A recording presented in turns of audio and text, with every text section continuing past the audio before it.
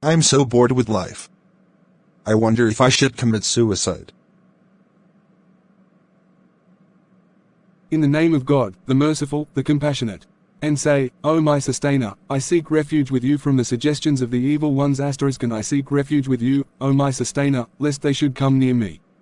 O you who is afflicted with the sickness of scruples, do you know what your scruples resemble? A calamity. The more importance they are given, the more they grow. While if you give them no importance, they die away. If you see them as big, they grow bigger. If you see them as small, they grow smaller. If you fear them, they swell and make you ill. If you do not fear them, they are light and remain hidden. If you do not know their true nature, they persist and become established. While if you do know them and recognize them, they disappear. I shall therefore explain only 5 aspects which, of the many sorts of these calamitous scruples, are those which occur most frequently. Perhaps it may be curative for you and for me, for these scruples are such that ignorance invites them and knowledge repulses them. If you do not recognize them, they come. If you do recognize them, they go.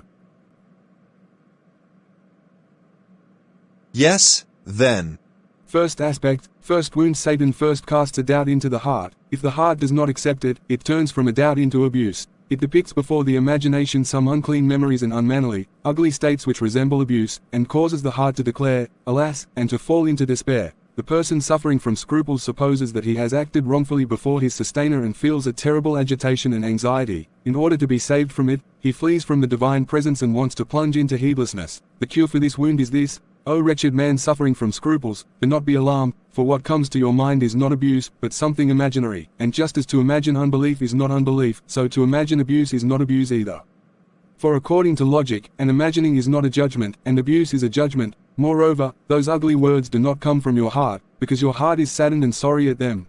Rather they come from the inner faculty situated near the heart, which is a means of satanic whisperings. The harm of scruples is imagining the harm. That is, it is to suffer harm in the heart through imagining them to be harmful, for it is fancying to be reality and imagining which is devoid of judgment. Also, it is to attribute to the heart Satan's works, to suppose his words to be from it. Such a person thinks it is harmful, so it becomes harmful. That is anyway what Satan wanted. Tell me, Richard. Second aspect, it is this: when meanings arise in the heart, they enter the imagination stripped of form. It is there that they are clothed in an image or form. The imagination, always affected by some cause, weaves images of a sort. It leaves on the way the images of the things to which it gives importance. Whatever meaning passes through it, it either clothes it, or wears it, or taints it, or veils it. If the meanings are pure and clean, and the images, dirty and base, there is no clothing, but there is contact. The man with scruples confuses the contact with being clothed. He exclaims, alas, how corrupted my heart has become. This lowness has made me despicable and rejected.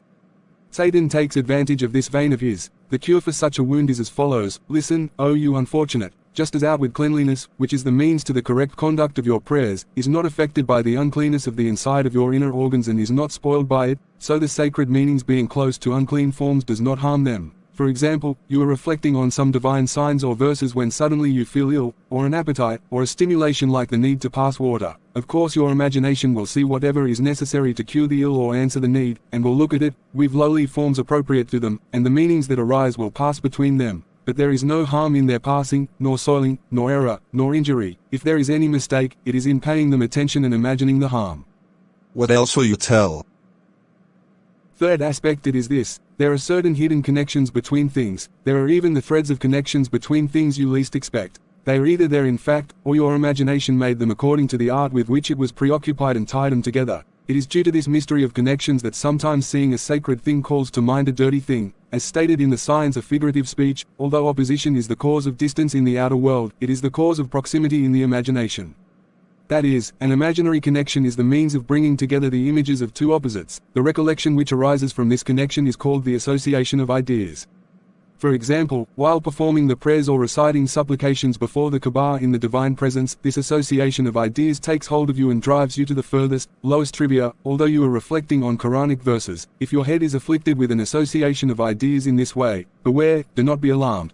Rather, the moment you come to your senses, turn back. Do not say, I've done a great wrong, and keep playing with the trigger, lest through your attention, that tenuous connection strengthens, for the more you feel regret, the more importance you give it, and that faint memory of yours becomes ingrained. It becomes an imaginary sickness. Do not be frightened, it is not a sickness of the heart. This sort of recollection is mostly involuntary, especially in sensitive, nervous people it is more common. Satan works the mind of this sort of scruple a great deal. The cure for this wound is as follows: the association of ideas is mostly involuntary. one is not answerable for it. In association there is proximity, there is no contact or intermingling. Therefore the nature of the ideas do not pass to one another and do not harm one another. Just as Satan and the angel of inspiration being in proximity to one another around the heart, and sinners and the pious being close to one another in the same house cause no harm, so too, if at the prompting of the association of ideas, dirty imaginings come and enter among clean thoughts, they cause no harm, unless it is intentional, or by imagining them to be harmful, one is over-occupied with them, and sometimes the heart becomes tired and the mind occupies itself with anything it encounters in order to entertain itself.